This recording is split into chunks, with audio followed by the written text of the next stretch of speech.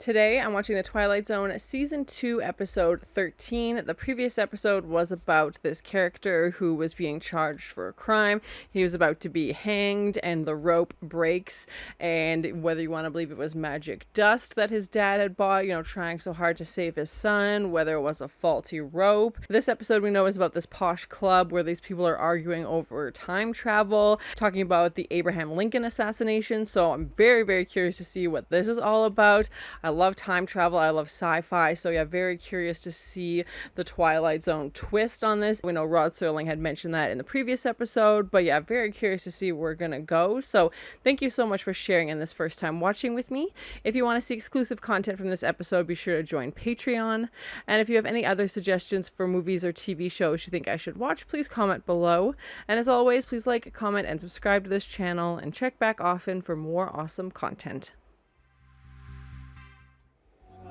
Right down here, please. Yeah, and they've got portraits of presidents on the wall as well. That's interesting. Going back in time, before tonight, that is, because this is the Twilight Zone. I love it. I'm so glad they added him to the scenes in this season. And yeah, very curious to see where we're going to go with this time travel component. It's reminded me a little bit of like the butterfly effect theory, where you go back in time, you change one thing, it ends up changing, multiple things into the future. So yeah, very curious. And especially that, previous movies and TV shows, you're not supposed to run into the previous version of yourself in the past, that can have some pretty terrifying effects as well. So yeah, very curious to see where we're going to go with this. More metaphysics this evening. And since no one has ever gone back into time, I find the whole blamed subject much too theoretical anyway. Yeah, he's like, we don't have anything to prove it. Like, it could be possible, but we'll never know. In time now, Corrigan. I certainly shall not. Good night, gentlemen. Good night, Pete. See you tomorrow. So long, Corrigan.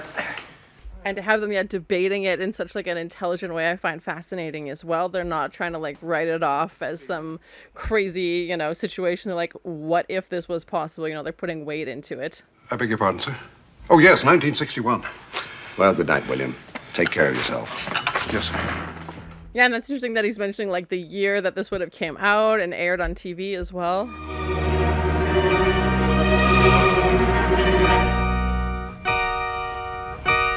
Oh, such a cool effect. I love it. Even the in-camera blur that they did just to have it go out of focus, and the light obviously turning back to candle. Yeah, he doesn't have his watch. His clothes have changed. So clever. I really love it. Like the creative ways that they use the effects to show these things, but without, CGI and without like big budget, obviously.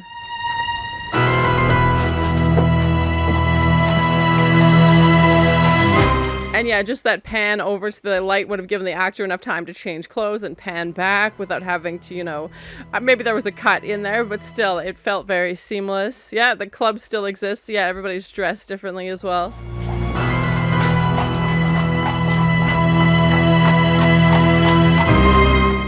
Yeah, no more cars, back to the horse and wagon. Yeah, and this music is very spooky. It's feeling like a horror movie. Do you come from around here? Yes, I do. Army veteran? Yes. I feel like they're talking about different wars, of course. Yeah. Yourselves. Applaud the president for me. We'll certainly do that. Good night. Have a good time. I'm assuming they're talking about Lincoln? Applauding President Lincoln. It's his due, we figure. That and everything else, God bless him. You're going to a play tonight? He's like, I may or may not be able to change a thing or two. Our American cousin. And Lincoln's going to be there. Cue the spooky music. 14th, 1865, isn't it? Yeah, they've gone back to the 1800s a few times. Yeah, it's very interesting. It is April 14th, 1865. Lee Harvey Oswald also be at this play, I'm assuming? He's gonna try and stop it? Yeah, but what does that do? Is that gonna change, the course of history for good or for worse?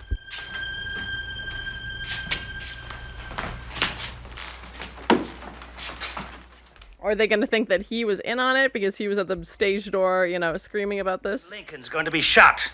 President Lincoln will be shot tonight at the theater. A man named Booth. And how would you be knowing this? Oh, I got my assassins mixed up. I'm trying to remember who it was. Hear me out. Let him sleep it off. Somebody better get to the president's box at the theater. Keep him out of there. And they've got a portrait of him on the wall. John Wilkes Booth, that's who it is. Lee Harvey Oswald killed Lennon. Don't quote me on that. If he might be remanded in my custody, he might well be a war veteran. I hate to see him placed in jail. Why is this guy so interested? Okay, interesting. That's real decent of you, sir. Real decent of you. I'll be outside. Have him brought out to me, if you would. I will indeed, sir. This seems so suspicious. They're like, oh, in that case, yeah, you can go with him. No big deal. What? It's disposable. And if they're satisfied with the arrangements for his protection, so am I. And so should you. Yeah, and we've seen that before, too, where, like, trying to convince people is always the hardest part, you know, going back in time, time travel, and they know things, and, you know, trying to convince other people. And even, like, that the Howling Man episode we had, where he's, like, trying to convince people that this is the devil, and, of course, nobody really is listening. Mind. Psychiatrist. Don't know the term. Hasn't been invented yet, I'm guessing? Okay, interesting. That the president would be assassinated? I just happen to know, that's all. It's like, funny story. I'm from the future. I know this is going to happen. Please listen to me. I happen to know for a fact that a man named John Wilkes Booth will assassinate President Lincoln in his box at Ford's Theater. He's like, here's the name. Like, look into it, please. Yeah. As if I were suddenly drunk or... They did say they hit him in the head, but is it because he was just talking about what's happening and he's trying to stop it? It's affecting him physically? You devil. You drugged me, didn't you? Oh, God, this guy. And you're a very sick man, and a sick man doesn't belong. Shouldn't go home with strangers you meet at the jail. It's a bad idea. Rest and regain his composure, his reason. Rest. And the fact the police were like, oh, you got him? Sure, no problem. He's your problem now. Because I'm beginning to believe you. Is he the one going to do it? Okay. Rest well. This poor guy. Yeah, I thought maybe it was the effects of the time travel, but clearly this guy drugged him.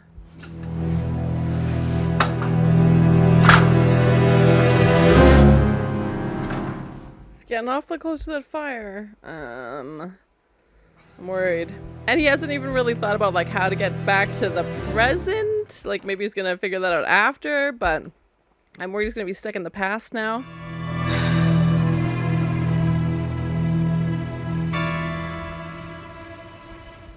Well, I feel like his time to change anything is come and gone.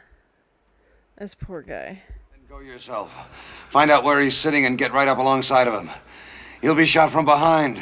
Let me help you up. Yeah, I'm glad this police officer at least is like, okay, clearly you're, you know, so convinced it's worth looking into, because otherwise there's no hope for this. By that name. I tell you, the man who brought me here's J.W.B. Yep, that's your man, John Wilkes Booth. Yeah, he lied about his name, of course. Yeah. And that's who brought you here. Of course, that's why he was so concerned. He wanted to do his plan. Yep. Please, you've got to stop him. Shot! The president's been shot. An actor shot Lincoln. Yep, and now you're too late. Oh my gosh. He's like, why did nobody listen to me? I've been trying to tell you this whole time. You were right. You did know. And this one guy who believed in him was just too late and could have stopped it. Yeah, like, oh god, the guilt he's gonna feel now. Knowing he could have stopped it. Tell you. I tried to warn you. Why didn't you listen? And to see the reflection of the torch lights outside from this mob. So cool.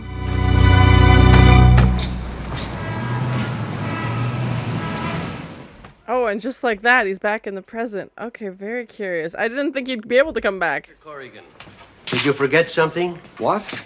Forget something? You left here just a moment ago, and I thought you forgot something. I'm curious if anything in the present has changed now. Where's William? William, sir? There's no William on duty.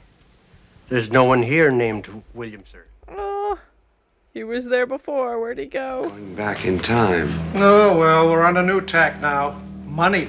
And the best way is to acquire it. Yeah, and how in the present he's only been gone for the short amount of time. Of course, old man.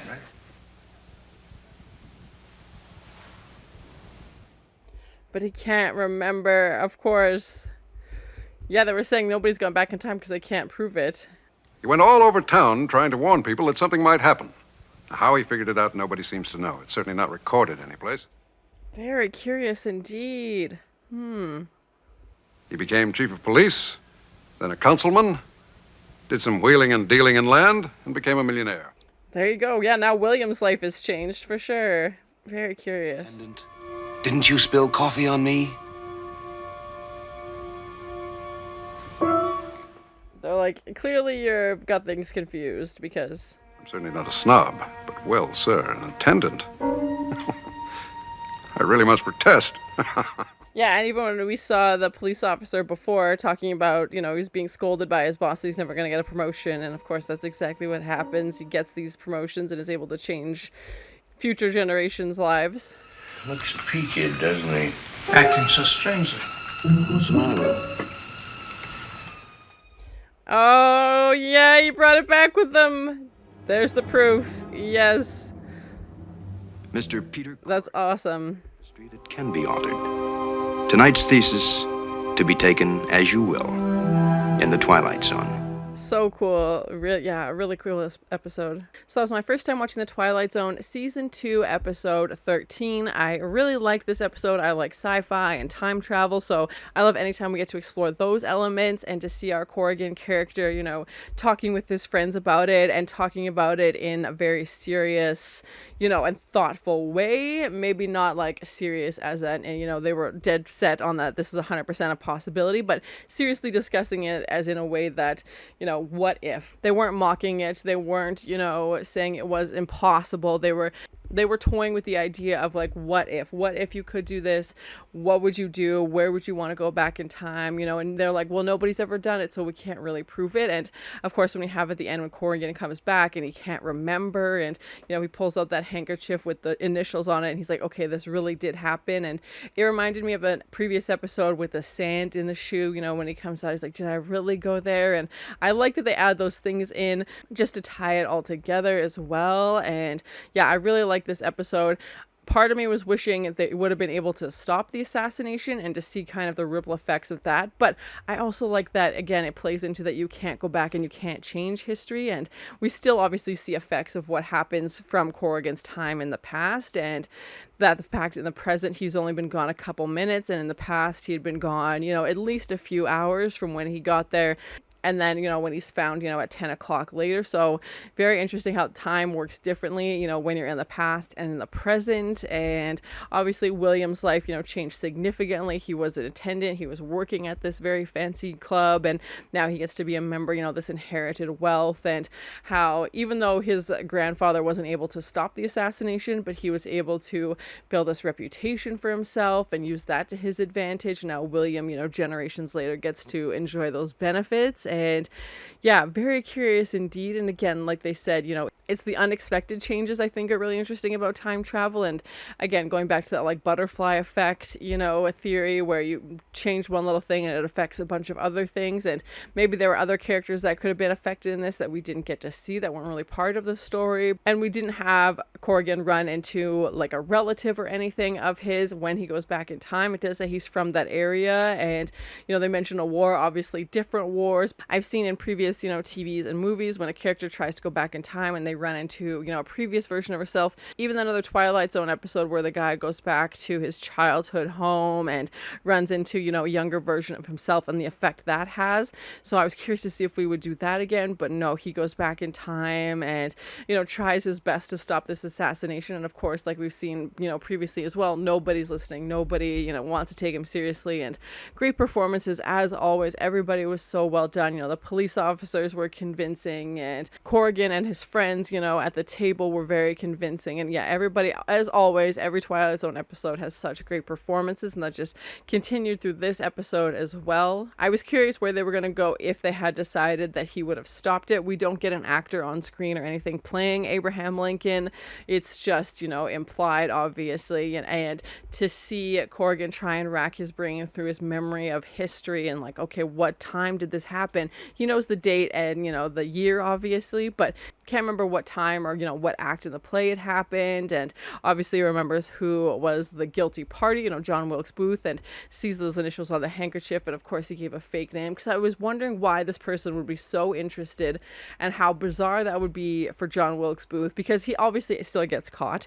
That part of the story doesn't seem to have changed, but how bizarre that would be the night he's planning on doing this. And I'm assuming he didn't tell a lot of people he was planning on doing this. Somebody shows up ranting and raving that this is going to happen, and saying his name part of it, and like how bizarre that would be. And of course he doesn't want anybody interfering with his plan, so he's immediately like, okay, I need to take care of this person. He drugs Corrigan and locks him up. And then I'm glad that one police officer at least had enough of a hunch to figure out that this person might be onto something. He at least wanted to go check it out. He's like, let's go add an extra guard, or let's go try and look after this. And obviously went around the whole town trying to warn people, and nobody was listening. And that does end up working to his benefit, as we see with William, but they're not able to stop it. And it makes me curious, if he had gone back in time to try and stop another historical event, would he have been able to? Would something have intervened and history would have continued as we know it? I do wish we would have seen him go to the play and maybe just been, a 2 minutes too late, or even walk into the theater lobby and, you hear the gunshot or something like that. And from this, we have kind of the mob, outside. Everybody's heard the news. They have the announcement that he's been shot. Obviously, we know, it's too late now to change anything, but he tried his best. He really tried, and unfortunately wasn't able to change it. And it's interesting to think about what the ripple effects, of William's life are going to be now, because he has this wealth. His family is hopefully set up, for the next generations, and what the effects of that family, it doesn't sound like they were the most well off to start with. William was working as attendant.